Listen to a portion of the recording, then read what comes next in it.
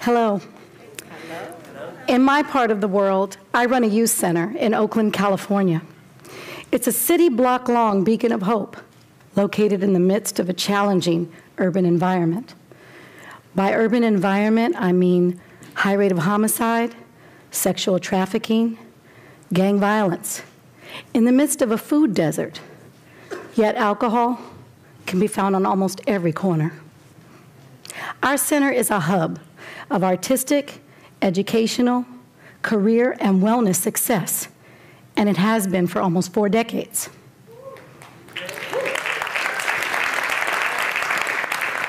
We serve youth at all ages and stages of life. Our secret sauce, wait for it, is getting kids to take risks to connect. Now, while connection is an equal opportunity challenge because it requires risk, compassion, and investment of time, the rewards are typically great. Many of my families live in poverty, and that makes their young people some of the hardest to connect with because they don't have a lot of relationships with trusted adults and not much exposure outside of their zip code. Also, my young people are afflicted with complex post-traumatic stress disorder. CPTSD affects the poor twice as much because of the violence they see and hear in their environment, which can be compared to a battlefield. Our center is the safe house inside that battlefield.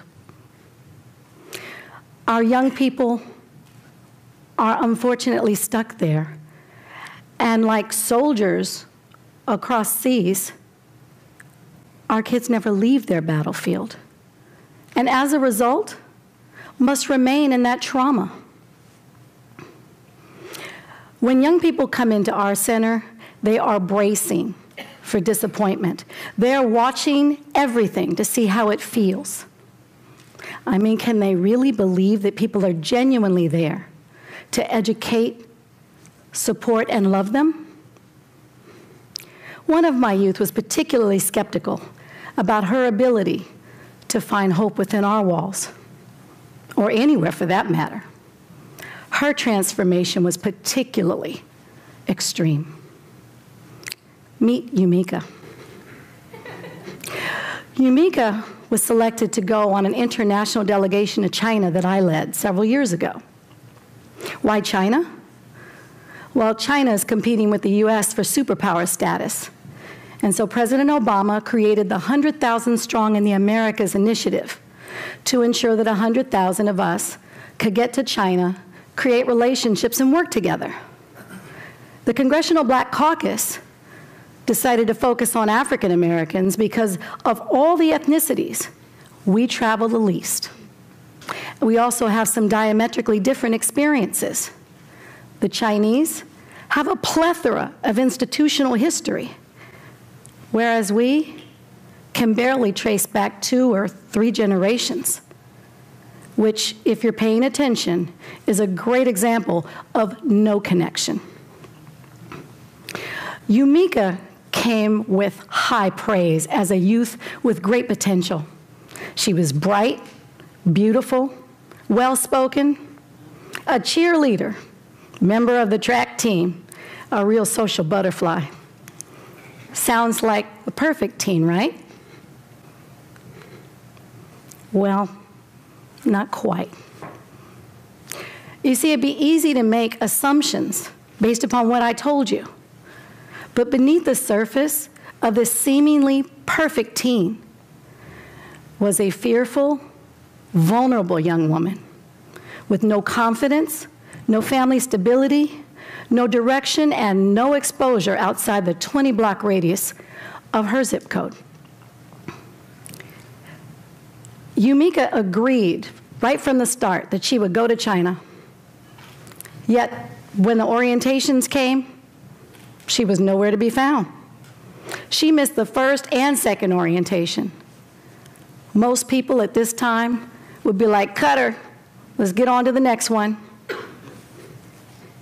But we know our young people, so we took a risk. We leaned in. I made a beeline up to the school to talk to her, to try and encourage her to participate. And it seemed like my conversation was falling on deaf ears when, in frustration, I said, "Come on, tell me what's going on." And her reaction surprised me. She actually opened up. She said that she was not worthy to take this opportunity. Wow. Yumika didn't see her potential as we did. Unfortunately, a lot of our kids don't see their potential as soon as we do. It's our experience in youth development. And while there's no playbook to ensure outcomes, taking risks is what we do. Yumika was afraid. We understood that. So we needed to build her up, affirm her worth. We didn't focus on the 4.0 student, but rather the middle-of-the-road great getter. And they had a lot of hidden promise. Since we didn't have great grades to focus on, we turned to her remarkable attributes. Yumika was honest, sometimes brutally. Yumika was charismatic, and most importantly, Yumika was a survivor.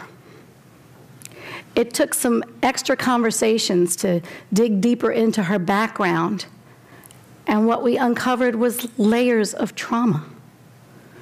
Yumika was estranged from her family, which included a mom who cycled in and out of jail. She was obviously struggling with skeletons in her closet, and this manifested by the way in which she resisted taking risks. Now, some of the situations we saw with Yumika might sound familiar to you. Our high schoolers, a lot of them have superficial friendships. Most have no idea what it takes to create a healthy relationship.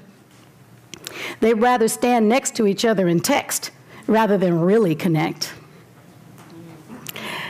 Investing a little bit more time in Yumika, we were able to get her to a couple of the bonding trips.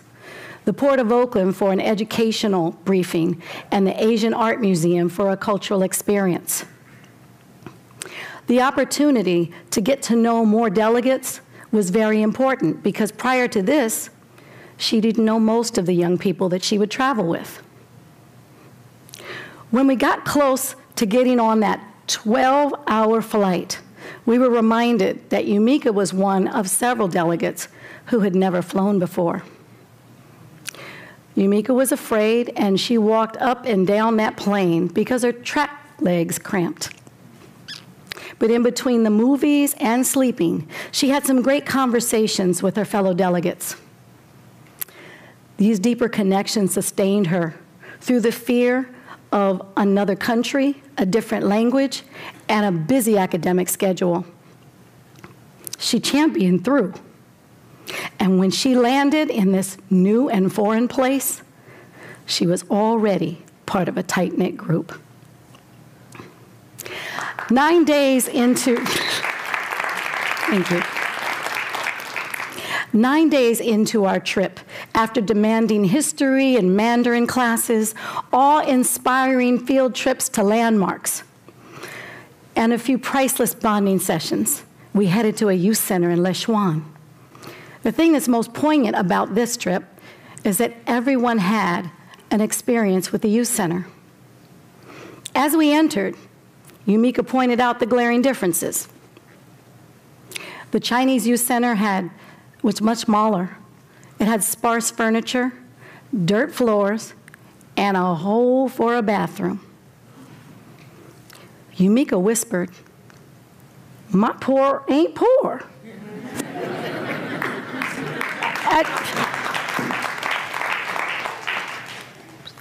As she shared that observation, she connected with what she knew about poverty and recognized that this was poor beyond her experience, her anticipation, or her expectation. Right then and there, she made a revelation that she wanted to engage more and give more and connect more and make sure that these young people had a wonderful experience. Thank you. As our delegates walked through, they decided about how would they communicate. I mean, they didn't speak the same language. We'd only had 6 hours of Mandarin, not the easiest language to master. They strategized, and they decided that games, art, and dance would be the best measure to break the ice. So we taught a game called Zoom, and we danced the Cupid Shuffle. Yeah! We painted a mural. And there was so much energy and enthusiasm. We saw the universal language of laughter and excitement on both sides. Umika blossomed and creativity shined. By the end of the day, we had a living example of unity through connection. And now, this is Umika.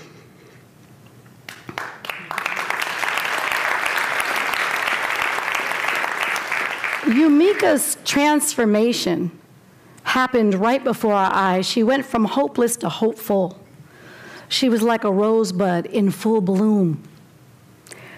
Her transformation spanned the entire spectrum. But we see transformations like this in our youth center each day.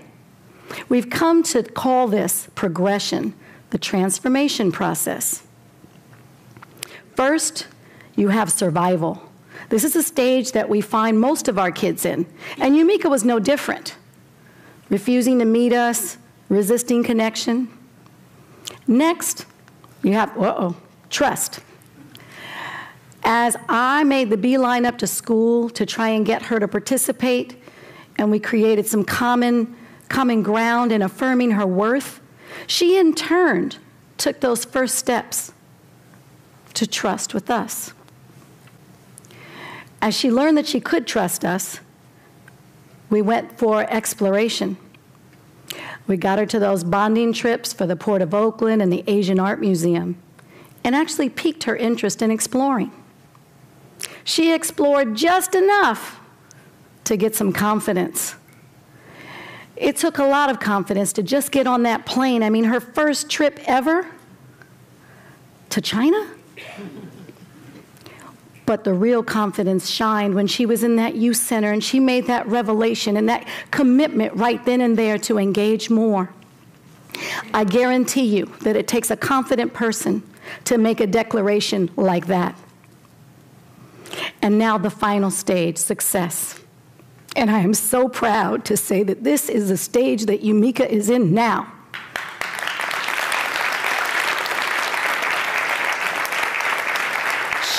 She has made a transformation, and she's taking risks, and she's blossoming. Now, the American Youth Policy Forum confirms that children that go to out-of-school programs do so because of caring adults and positive mentoring relationships. We know that the research confirms our work, and that we want all of our young people to get to that last stage called success. But what we recognize is that in reality, it's not so easy. It takes us, all of us involved, to take that risk. Umika's transformation was really amazing. I mean, here was a girl that wouldn't even let me touch her on the shoulder in the beginning. She grew from not hugging a single person to doing that pat on the back and, you know, that half hug that the kids do, to holding a full embrace.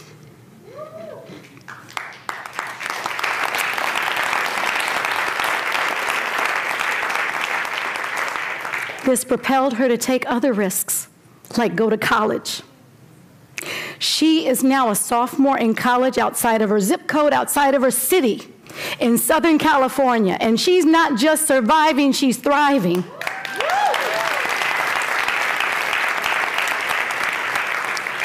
Umika recently wrote in a blog that when a community serves as role models to share examples of excellence and success for kids that don't see them, That is pure gold.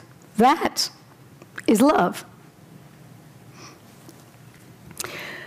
Yumika's transformation, or rather like Yumika, won't you consider taking a risk to connect in order to transform your life, or maybe someone else's? That bridge from hopeless to hopeful is realized when you take that first step outside of your comfort zone. What are you waiting for? Thank you.